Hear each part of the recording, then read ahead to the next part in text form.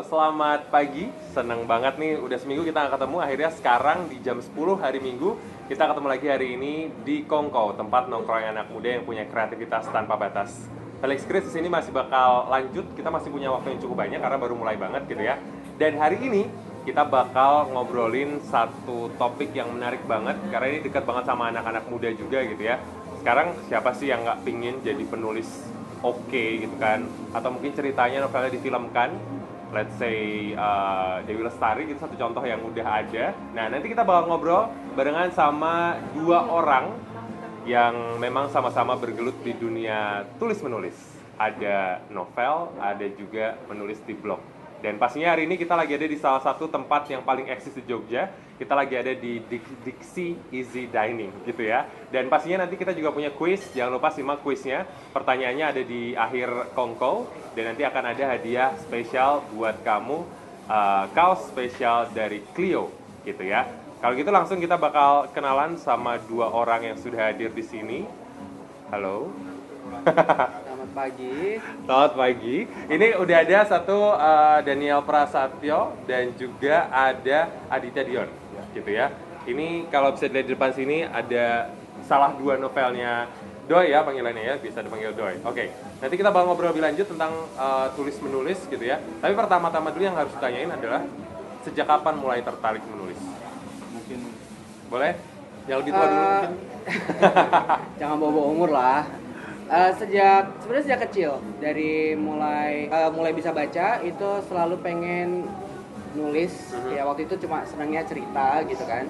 Kemudian ketika udah mulai sekolah, mulai deh paling senang itu sama pelajaran mengarang.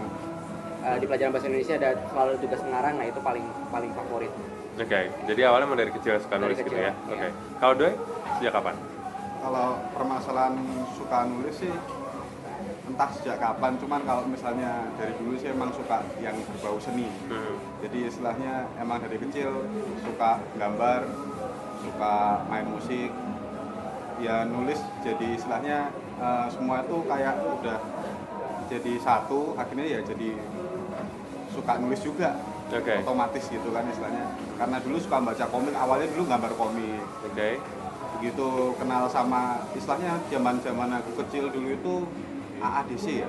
Ada Pegangan Cinta gitu kan. Seru banget tuh kayaknya itu. Ada puisinya Khairil Anwar ya kalau nggak salah itu. Bener.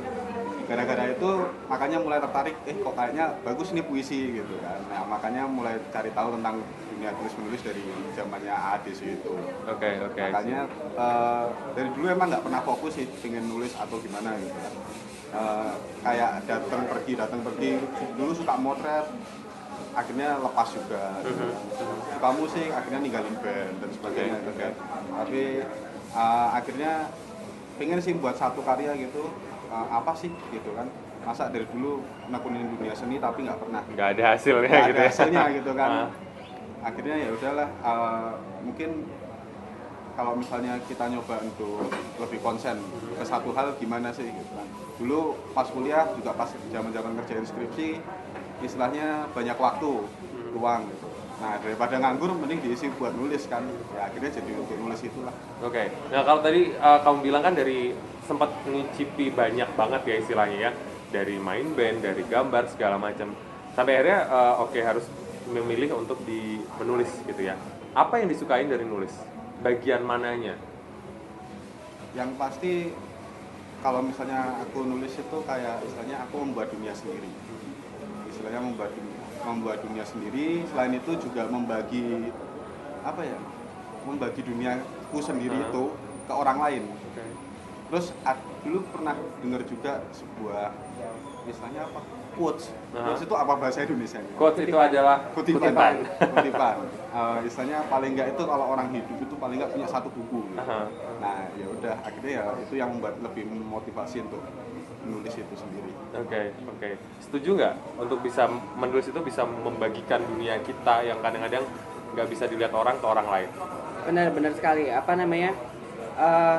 Yang paling saya sukain juga, yang paling aku sukain juga dari nulis itu, kita bisa playing God.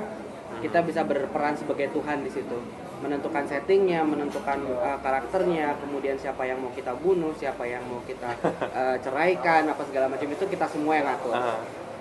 Kemudian juga kita juga memang bisa berbagi sesuatu, apakah itu ide gila di kepala kita atau mungkin nilai-nilai moral atau apalah yang ingin kita sampaikan ke pembacanya. Tapi ada satu hal yang lebih membuat aku sangat-sangat menikmati menulis, itu ketika mengetahui bahwa pembaca itu bisa ikut merasakan dan masuk ke dalam tulisanku itu, gitu kan. Jadi dia benar-benar merasakan apa yang ingin aku sampaikan, itu bisa benar-benar ketangkap sama dia. Itu yang kenikmatan yang luar biasanya. Oke, itu kalau kita ngomongin tentang istilahnya pembaca bisa menerima. Kalau kita ngomongin penyanyi kelihatan gitu ya, kita nyanyi, penontonnya let's say mereka nangis atau mereka teriak. Nah, kalau menulis gimana kalian bisa tahu pembaca itu akhirnya bisa ikut terhanyut dalam cerita kalian? Kan nggak mungkin orang baca kita adepin gitu kan, kita tonton nggak mungkin kan? Gimana itu? Beberapa memang jelas kita nggak mungkin semua pembaca akan melaporkan hal tersebut gitu ya, tapi beberapa teman dan beberapa pembaca itu sangat konstruktif dalam artian mereka mau memberi feedback, entah lewat email, surat atau apa. Mereka yang istilahnya aku kasihan deh sama si karakter ininya, soalnya begini atau waktu itu juga pernah dapat terima kasih ya sudah menulis cerita yang seperti ini karena aku mengalami hal yang hampir sama seperti itu dan aku merasa mendapat support dan semangat untuk tetap bertahan, misalnya seperti itu.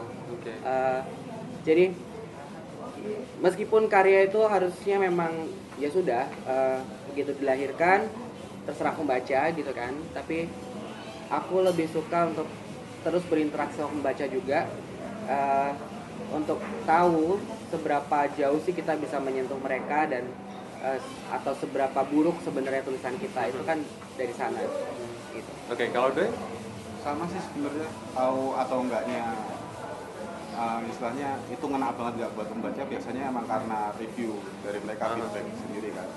Kalau mereka ngomong anak-anak muda zaman sekarang gitu, kalau misalnya pada ngomong gua banget nih, wah ceritanya gua banget nih gitu. Nah itu istilahnya udah menyampaikan semua, istilahnya apa ya, apakah itu udah istilahnya pembaca itu benar-benar masuk ke dunia kita atau belum, itu dari feedback mereka itu. Justru karena feedback mereka yang ngomong itu gue banget, terima kasih dan sebagainya, kayak tadi Mas Japras bilang, itu sendiri udah menggambarkan kalau misalnya pembaca suka dengan tulisan kita, ataupun mereka udah merasakan feeling yang ingin kita sampaikan dari cerita. Itu kalau kita bilang feedback yang bagus jelas pasti ada gitu ya. Feedback yang paling buruk yang pernah diterima apa? Maksudnya yang paling nggak ngenakin, kayak akhirnya baca itu kayak nggak terima gitu rasanya dikatain kayak gitu. Ada nggak pernah? Beberapa kali sih. Jadi ada yang pernah komentar misalnya, "Dih, kok tulisannya mirip banget kayak tulisannya si Asih gitu." Yang mungkin bukan mirip dalam artian gaya bahasanya atau mungkin plagiarisme gitu, bukan, tapi ceritanya sama tentang beda agama yang sebenarnya ya konflik yang paling gampang diolah kan itu misalnya hubungan beda agama. Si Doi mungkin juga menulis ini yang relief ya, itu tentang beda agama juga, tapi kan sudut pandangnya akan beda lagi kalau siapa yang menulis gitu. Tapi kadang-kadang juga mereka hanya mau mengkritik aja, tapi nggak mau mencoba untuk mendalami karya itu gitu. Kemudian ada juga yang karyanya galau banget gitu kan, bikin justru bikin aku pengen bunuh diri lah apa segala macam gitu yang mereka mungkin memang bukan segmen yang tepat, tapi akhirnya melempar kritik yang sekenanya gitu. Tapi ya itu sih nggak sedikit. Tapi ya sudah. Tapi ada ya yang mengkritik pedes kayak gitu. Nggak sedikit ya? Sedikit. Oke. Dia nggak sedikit juga yang kasih komen agak nggak enak gitu misalnya? kalau misalnya nggak enak banget mungkin belum ada ya. Cuman kalau misalnya emang kritik-kritik pasti udah ada yang masuk gitu. Ya wajar sih, karena emang nggak bisa semua orang juga suka sama karya kita. Jadi mau pendapat mereka kayak apa istilahnya, kalau misalnya emang itu membangun dengerin aja sih menurut aku. Oke. Berarti selama itu membangun diterima ya? Iya. Oke. Habis ini kita bakal ngobrol tentang inspirasi. Dari mana ide-ide untuk menulis itu bisa muncul gitu ya? Apakah dari kisah pribadi? Apakah dari curhatan teman-temannya sendiri? Yang jelas jangan kemana-mana, kita bakal ke commercial break dulu. Tetap di Kongko, tempat nongkrongnya anak muda yang punya kreativitas tanpa batas.